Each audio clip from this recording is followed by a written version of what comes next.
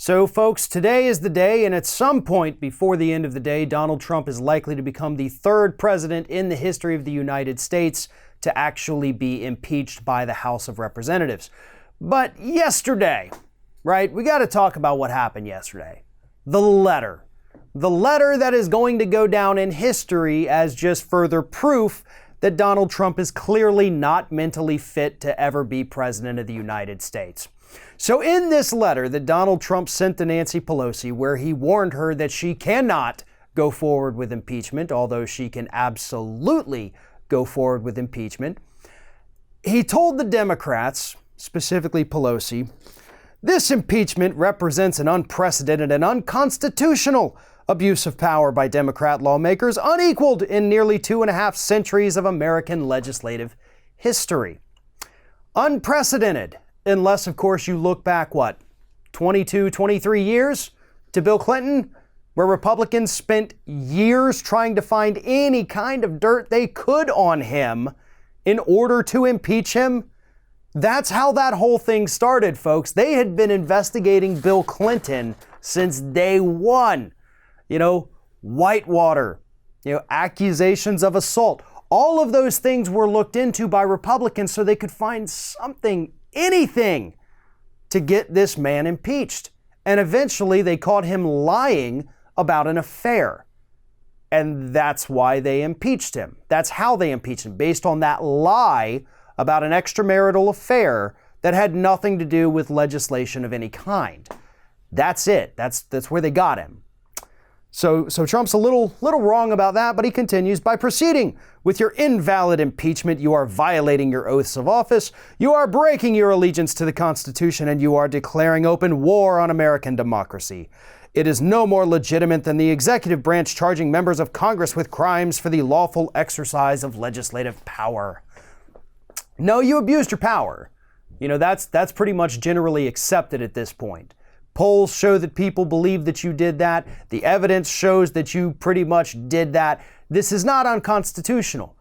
Congress absolutely has the right to do this, and they have the right to set the terms as to what rises to an impeachable offense. Maybe if you took the time to read the Constitution, you'd understand that a little bit better. And then he tries to make the moral plea to Pelosi. He says, you do not know, nor do you care, the great damage and hurt you have inflicted upon wonderful and loving members of my family. You conducted a fake investigation upon the democratically elected President of the United States, and you are doing it yet again. You are the ones interfering in America's elections. You are the ones subverting America's democracy. You are the ones obstructing justice. You are the ones bringing pain and suffering to our republic for your own selfish, personal, political, and partisan gain. Good alliteration there, bud. Can't help but think maybe you had a couple other people write that part for you, because I don't think you're that clever. But nonetheless, this is what it is. It's nuts. That's what the president is. He's nuts. Yes, Congress has the authority to do that. I don't care if you agree with it or not. They have this ability. This is their right. They're not violating their oaths of office by doing this. They're not undoing an election by doing this. I mean, all of these arguments that Republicans are bringing up are downright stupid. These aren't the same arguments they were trying to make when they were impeaching Bill Clinton, saying, we're going to undo the election. Democrats weren't saying, you're undoing an election. No, because at least back then we were actually slightly more mature as a country.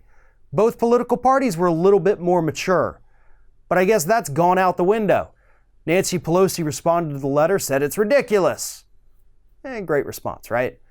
But honestly, at one point in the letter, this is the part that really drove me nuts, is that Trump said the victims of the Salem witch trials had more due process than he has had. The women who were hanged. One or two, I think, actually did get burned. And then, of course, you also had a couple, both in the United States and in witch trials overseas, where they were actually tied to rocks, thrown into the water, and if they drowned, then that meant they weren't a witch. That was the due process these people got. So yeah, but I'm going to go ahead and side with everybody else on this, because you've been offered due process.